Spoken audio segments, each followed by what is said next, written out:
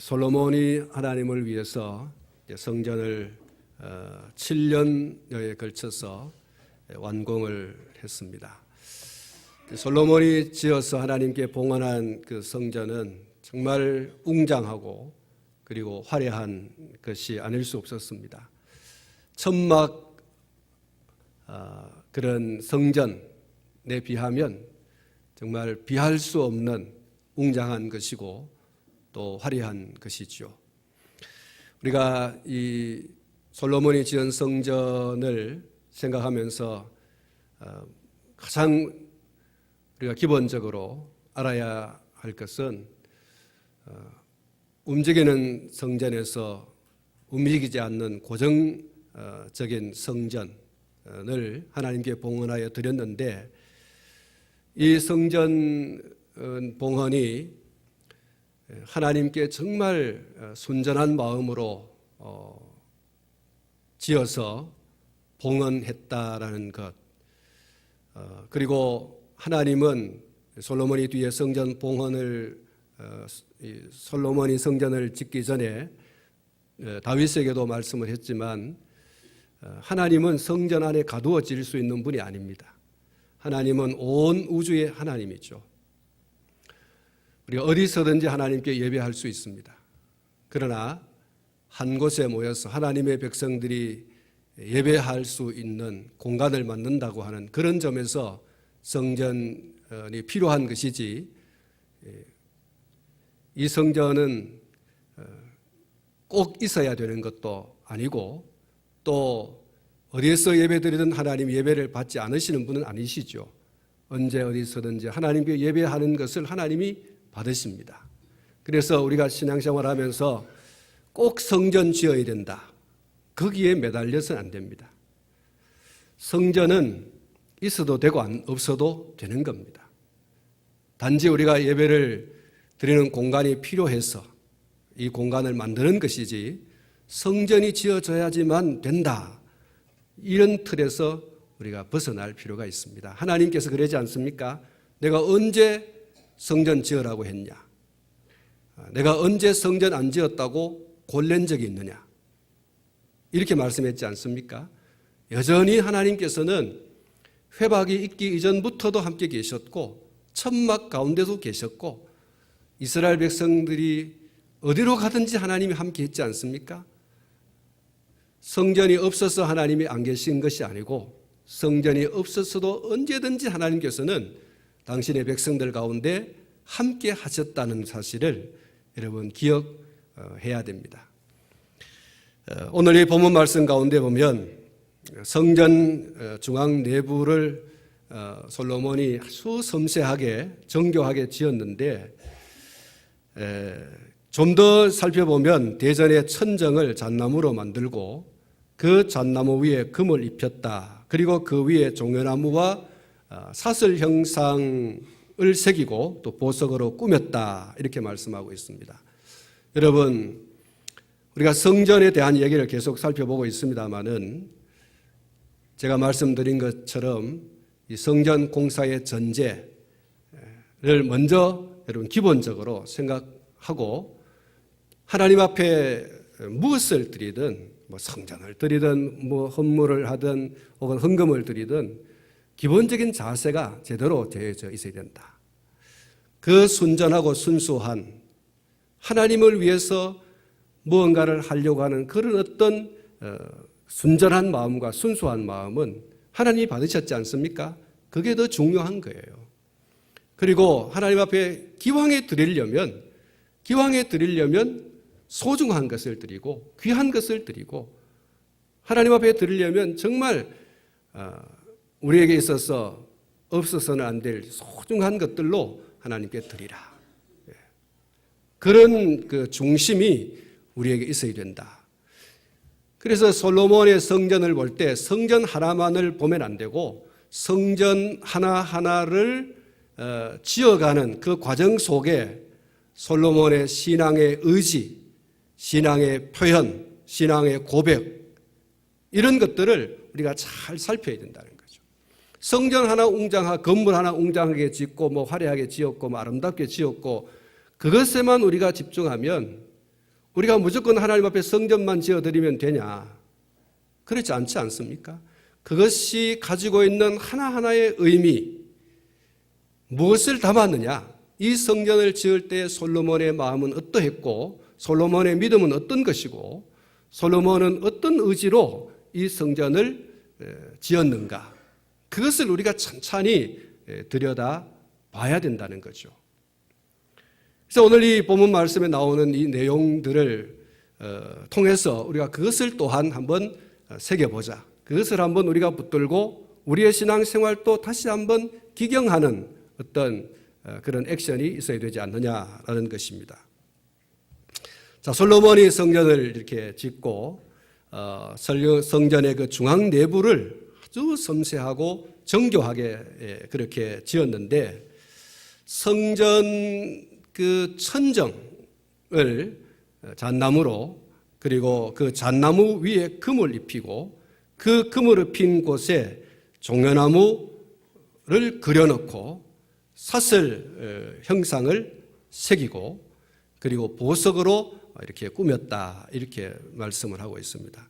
여러분 이것이 바로 솔로몬이 하나님께 드리는 신앙의 고백이고 그리고 신앙의 의지이고 신앙의 선포입니다. 솔로몬이 하나님을 위해서 준비하고 사용한 재료들은 그냥 재료가 아니고 그것이 가지는 상징적인 의미가 성전을 더욱 가치 있게 하고 있다는 그 사실을 오늘 저와 여러분들이 주목해야 됩니다. 먼저 말씀을 드리려고 하는 것은 솔로몬이 성전 건축을 위해서 준비하고 사용한 이 재료들, 특별히 오늘 이 본문에 소개되고 있는 이 잣나무, 그리고 이 정금과 보석, 그리고 종려나무 형상과 그리고 사슬 형상, 이런 것들이 솔로몬이 하나님 앞에 얼마나 귀한 것을 드렸는가, 하나님께 봉헌했는가 하는 것을 잘 말씀을 해주고 있고요. 솔로몬이 대전 천장을 잣나무로 만들고 그 위에 금을 입히고 그 위에 종려나무 형상을 그려넣는 그 상징적인 의미, 그것이 뭐냐? 지난 시간에 그 잣나무에 대한 얘기를 했습니다. 오늘은 그 잣나무 위에 금을 입히고 금에 새긴 이 종려나무에 대한 얘기를 좀 하면서 그것이 가지고 있는 그 신앙적인 고백과 또 선포와 또 그런 어떤 의지를 새겨보려고 합니다. 열왕기상 6장 29절과 32절에 솔로몬이 성전을 건축할 때 오늘 이 본문에는 천장 얘기를 했습니다마는 이 열왕기상 6장 말씀에는 또 다른 부분에 이 종려나무를 새겨 넣은 것에 대하여 말씀을 해주고 있습니다. 성전 내 외소 사면 벽 그리고 문짝 그리고 그룹들과 그 종려와 핀 꽃 형상을 그곳에 새겼다 이렇게 말씀을 하고 있습니다.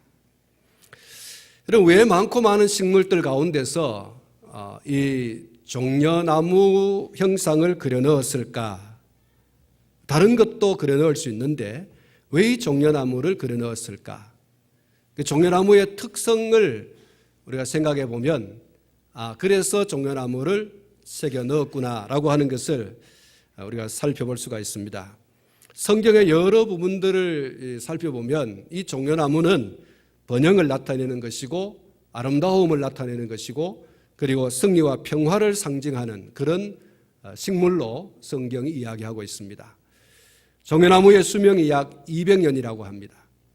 그리고 한 줄기가 약 30m를 자라는 그런 식물이고 그 꼭대기에 늘 푸른 그런 가지와 잎이 다발을 이루고 있고 그리고 풍성한 열매를 맺습니다. 그래서 이 종려나무는 아름다움 그리고 번영, 승리 이런 것들을 상징하는 식물로 소개가 되어져 있습니다.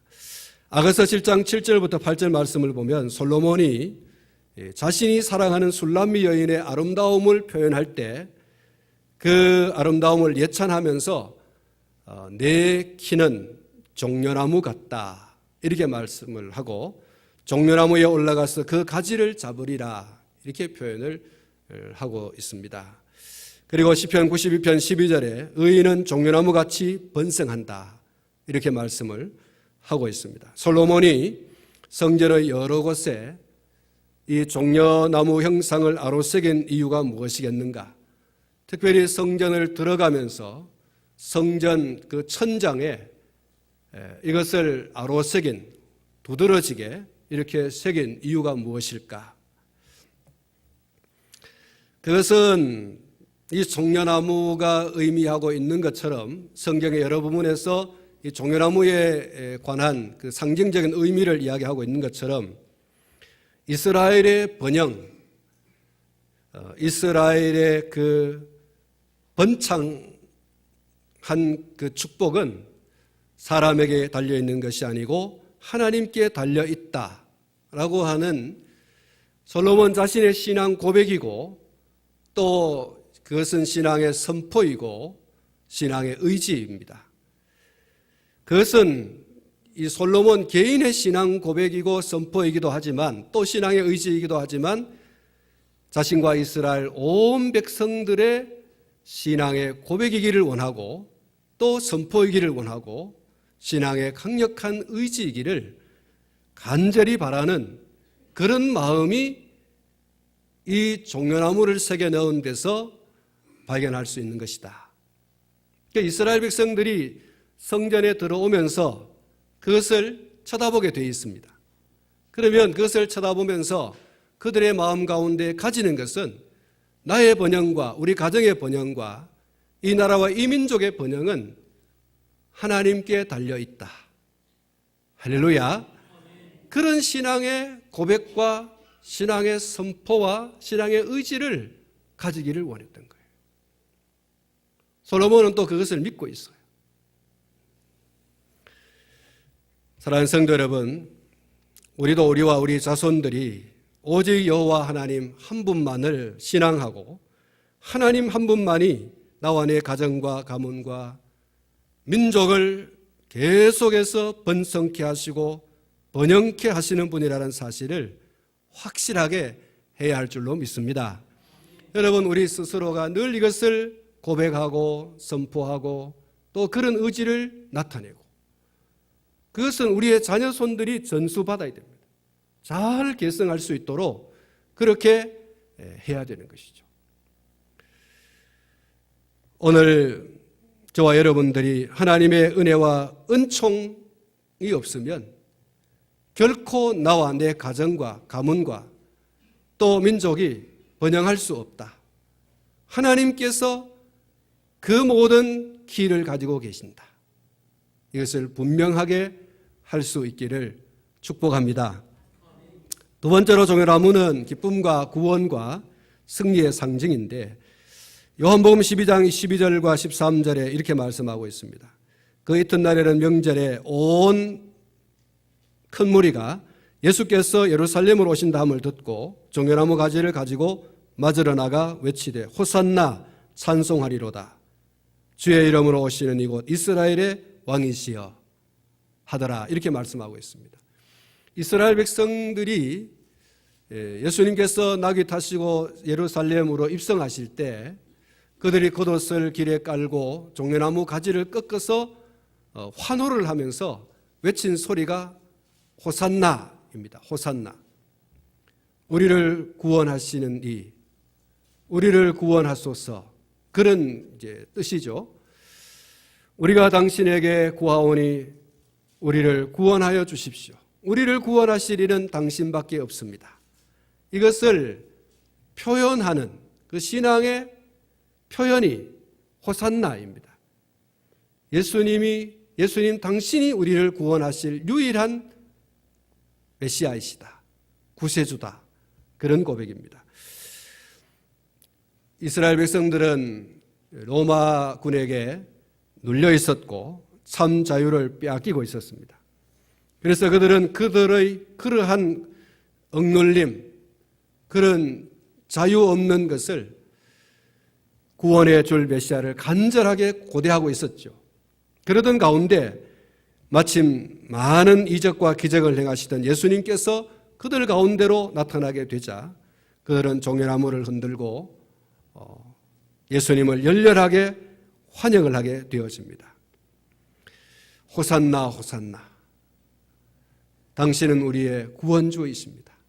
당신은 우리를 구원하실 유일한 메시아다. 이런 이야기를 하게 됩니다. 그들은 예수님께서 마침내 그들의 억압, 그들의 고통의 고리를 끊어줄 분으로 그렇게 믿었고 그래서 환영한 것이죠. 그래서 그들은 너무너무 기쁜 거예요. 너무너무 즐거운 거예요. 너무너무 행복해했습니다. 그 의미로 종려나무 가지를 흔들었습니다. 종려나무는 그런 의미에서 구원을 상징하는 것이고 기쁨을 상징하는 것이고 행복을 상징하는 것입니다. 요한계시록 7장 9절에 셀 수 없는 큰 무리가 흰옷을 입고 손에 종려나무 가지를 들고 보호자 앞과 어린 양 앞에 서서 큰 소리로 외쳐가로되 구원하심이 보호자에 앉으신 우리 하나님과 어린 양에게 있도다. 그렇게 말씀하고 있습니다. 그렇습니다. 구원하심이 보호자에 앉으신 우리 하나님과 어린 양에게 있도다. 할렐루야. 왜 종려나무를 흔들었을까? 종려나무가 가지는 그 의미가 바로 구원이기 때문에, 기쁨이요 승리이기 때문에 종려나무를 특별히 그들이 꺾어서 그것을 예수님을 향하여 흔들었던 것입니다. 레위기 23장 40절과 또 느헤미야 8장 15절 말씀 가운데 이스라엘 백성들이 초막절을 지킬 때 이 종려나무 가지 또 감람나무, 화석류나무 가지 이런 가지들을 취해서 초막을 짓고 즐거워했습니다. 초막은 이슬을 막아주고 또 더위와 추위를 막아주고 하는 그런 것이죠. 집에서 나가 초막을 짓고 그 초막에서 하나님의 구원해 주셨던 그 은혜를 생각하면서 감사하며 이 초막절 절기를 지키는데 그런 의미에서 이 종려나무는 이스라엘 백성들에게 정말 중요한 구원과 기쁨과 행복과 승리를 주는 그런 의미를 가지고 있었던 아주 중요한 식물이었습니다. 솔로몬은 이와 같은 상징적 의미를 가지고 있는 종려나무를 성전의 중앙에 새겨 넣었다고 말씀하고 있습니다. 이것은 앞에 말씀을 드린 것처럼 오직 하나님만이 우리와 우리 민족에게 기쁨을 주시는 분이고 즐거움을 주시는 분이고 행복과 자유와 평화를 그리고 승리를 누리게 하시는 분이시다라고 하는 것을 선언하고 고백하고 또 그런 강력한 의지를 나타내는 거죠. 동시에 이스라엘 모든 백성들, 이스라엘 모든 공동체가 이 사실을 믿고 이 사실을 확신하기를 바랬던 것입니다. 그렇습니다. 오늘 저와 여러분도 솔로몬의 이 신앙을 가지고 우리와 우리의 자손들도 이 신앙으로 굳건하게 써가도록 신앙 전수를 잘해야 할 줄로 믿습니다. 여호수아 24장 14절에서 18절에 이스라엘 공동체 앞에서 분명하게 선언한 여호수아의 신앙 선언, 그리고 이스라엘 공동체가 이구동성으로 여호수아와 동일한 신앙 선언을 한 내용이 기록이 되어져 있습니다. 그러므로 이제는 여호와를 경외하며 온전함과 진실함으로 그를 섬기라.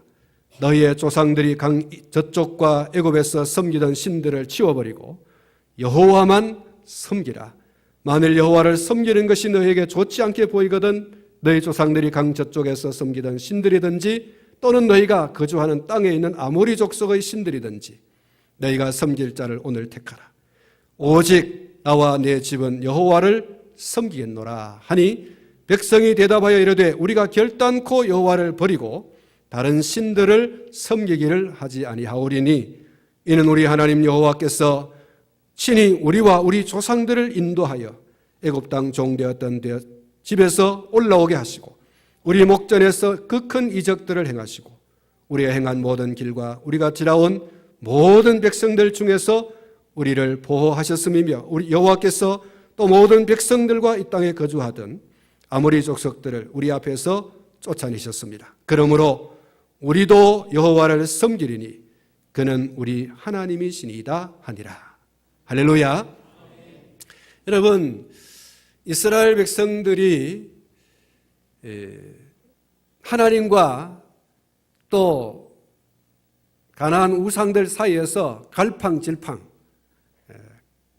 신앙의 줏대가 없이 그렇게 흔들리는 신앙을 가졌을 때 여호수아는 말했습니다. 오늘 여러분 선택하십시오. 나와 내 집은 오직 여호와만 섬기겠습니다. 이렇게 신앙 선언을 했어요. 강력한 신앙 선언, 신앙의 의지, 신앙의 고백을 밝혔습니다. 이스라엘 백성들이 그 이야기를 듣고 우리도 그렇게 하겠다. 우리도 여호와를 섬기리니 그는 우리 하나님이십니다. 이렇게 선언했어요. 이스라엘 백성들과 이스라엘 백성들의 지도자 여호수아가 한결같이 오직 하나님만 섬기겠다. 이런 신앙의 선언. 왜 그렇습니까? 하나님이 우리를 출애굽시켰고 하나님 우리를 여기까지 인도하셨고 앞으로도 하나님께서 우리를 인도하실 것이다.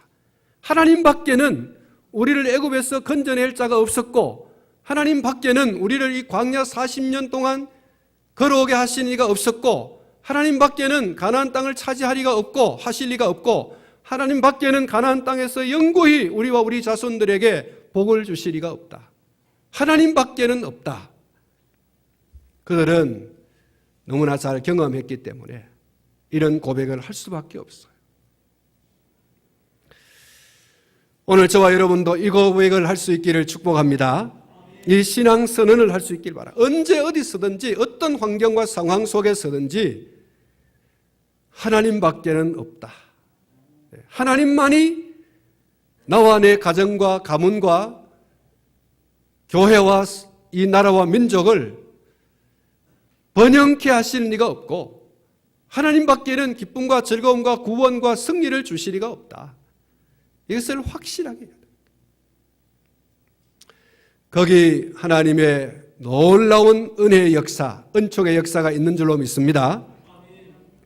이런 예화가 있습니다. 6.25 사변 당시에 공산당이 제일 싫어하던 사람들이 기독교인이었습니다. 그래서 이 기독교인들을 색출해서 죽이든지 아니면 기독교 신앙을 부인하고 변절을 하도록 강력하게 위협을 했습니다. 한 번은 동네 사람들을 다 불러 모아놓고 기독교인들을 가리는 그런 작업을 하게 되었습니다. 기독교인들이 함께 이제 큰 그 동네 어귀에 이제 다 나와서 이제 서 있고 공산당원들이 그 사람들에게 총뿌리를 겨누고 있고 그 가운데 이제 최고 높은 지휘관이 이제 그 그리스도인들에게 소리를 지릅니다. 오늘 여러분 가운데서 예수 믿는 사람들 그리고 예수 안 믿는 사람들을 지금 골라내겠다. 예수를 죽어도 믿겠다는 사람 이쪽으로 나오고 오늘 예수 안 믿겠다는 사람 이쪽으로 나오고 그렇게 나오라 이렇게 했어요. 대부분의 사람들이 다 오늘 나는 예수 안 믿겠다 하고서 한쪽으로 다 이렇게 몰려갑니다. 그 가운데 그 동네에서 심호하는 목사님이 계셨어요. 목사님이 신앙을 바꿀 수는 없잖아요. 그래서 사모님과 오늘 우리는 죽으리라 이러면서 예수를 포기하지 못한다. 나는 이 동네 교회의 담임 목사고 나는 예수를 믿어왔고 앞으로도 믿을 것입니다. 이렇게 죽음을 각오하고 자기의 신앙을 선언했습니다. 고백했습니다. 어떤 일이 있어도 나는 예수를 부인할 수 없다. 강력한 신앙의 의지를 밝혔습니다.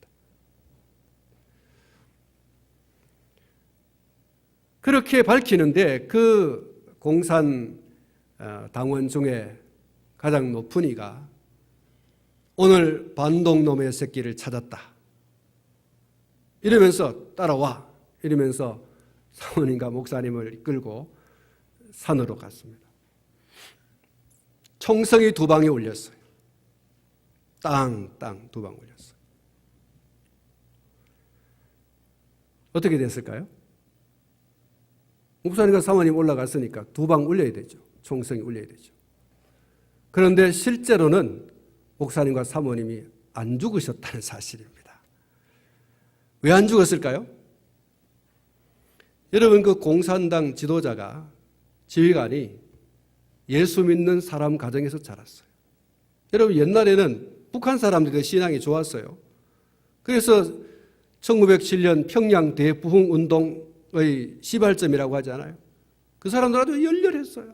그 열렬한 그 신앙이 바꿔지니까 공산당에 열렬한 사람들이 되어버려서 그렇지, 여러분, 신앙의 뿌리가 대단한 사람들이에요. 그 가운데 그 지휘관이 예수를 믿는 가정에서 자랐는데 죽어도 예수를 믿겠다고 하는 그 목사님과 사모님을 이야기를 들으면서 마음에 충격이 왔어요. 죽이면 안 되겠구나.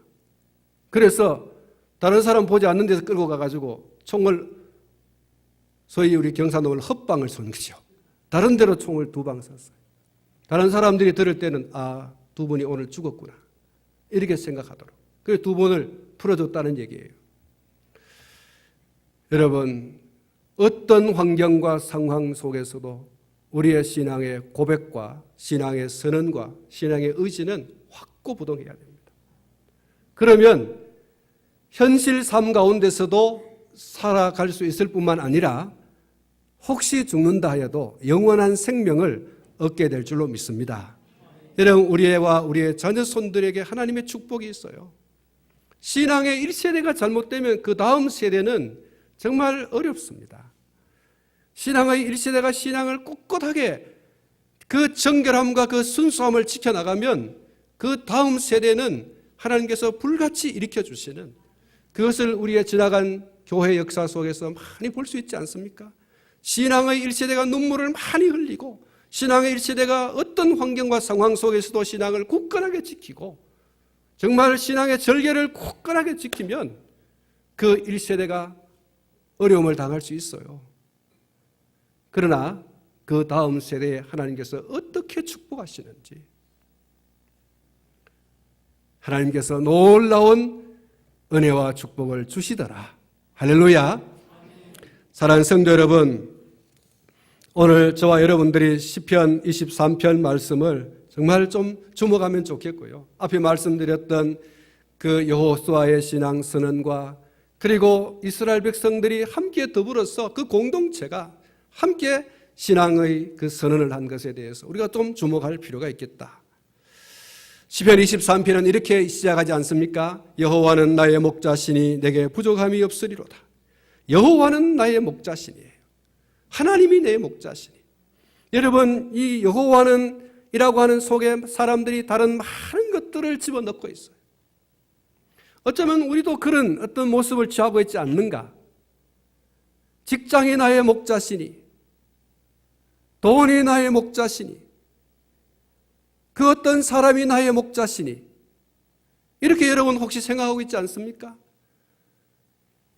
여러분, 오늘 저와 여러분들이 확고부동한 덧칠하여 지지 않는 신앙을 선언해야 됩니다. 고백해야 됩니다. 그 의지를 밝혀야 됩니다. 여호와는 나의 목자시니 내게 부족함이 없으리로다.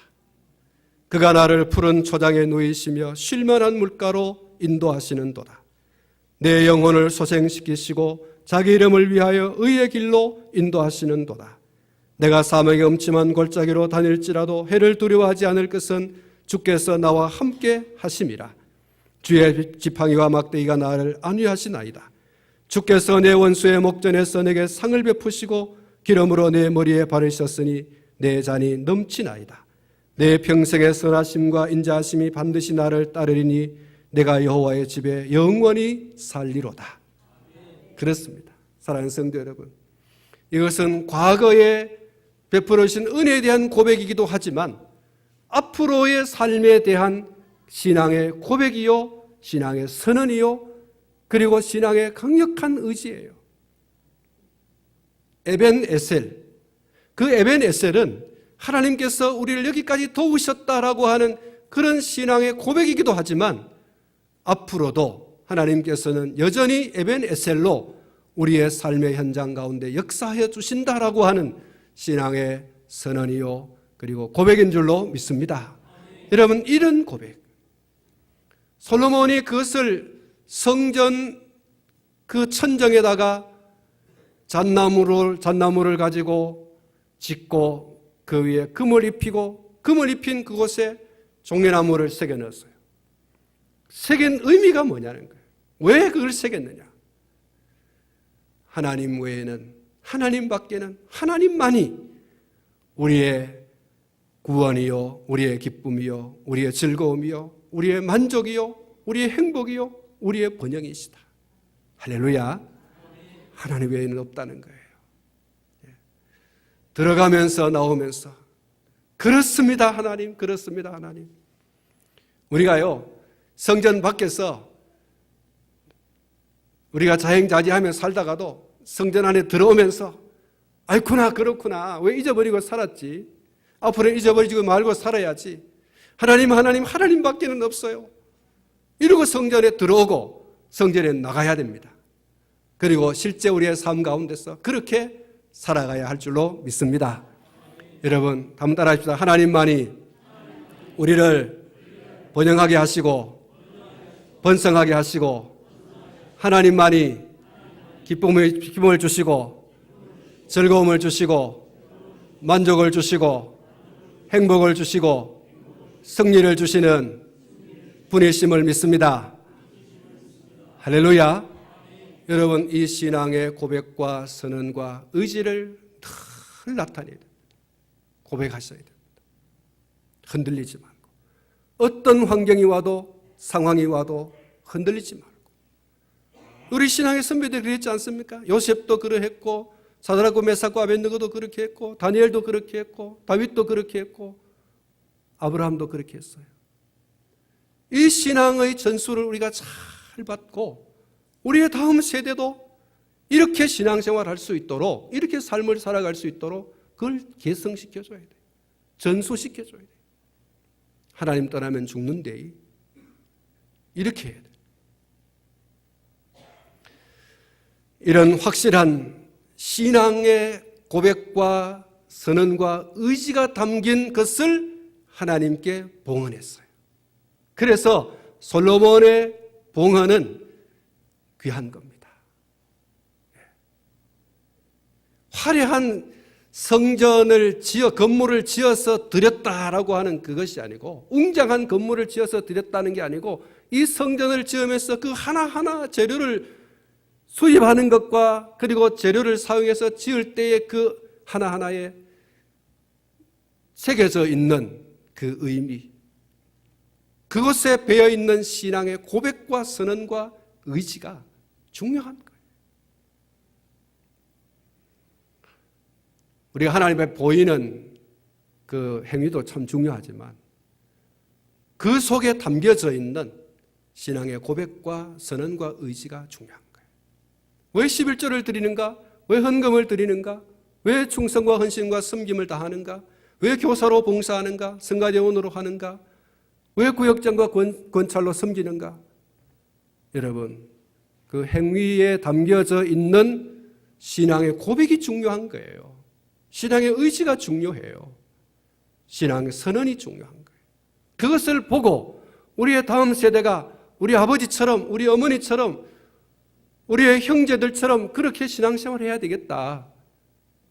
그냥 왔다 갔다 하는 시계추와 같은 의미 없는 신앙생활은 100번을 보이면 뭐합니까? 우리 하나님이 이사야서를 통해서 당신의 백성들에게 말했잖아요. 더 이상 내게 보이지 마라. 토하여내고 싶고 너희들이 내게 오는 그 모습에 나는 역겨워서 못 견디겠다. 11조를 드리고 한 주일에 하루를 하나님 앞에 드리고 그런 것들 너희들이 그렇게 이야기하고 있지만 그것이 내게 무슨 상관이 있냐? 저는 거, 흠 있는 거, 찢어지고 부서지고 그런 것들을 가져와 가지고 이런 의미 없는 신앙의 고백과 어떤 선언과 의지가 전혀 담겨져 있지 않는 그런 행위가 내게 무슨 의미가 있냐는 거예요. 그래서 여러분, 이 솔로몬이 하나님께 올려드린 이 성전은 그런 의미에서 아주 중요하고 정말 귀한 것을 하나님께 드렸구나. 그렇게 우리가 생각하고 또 믿음으로 받아서 우리의 신앙생활에 우리의 삶에 잘 적용해서 그렇게 신앙을 세워나갈 수 있기를 주님의 이름으로 축복합니다. 기도하겠습니다.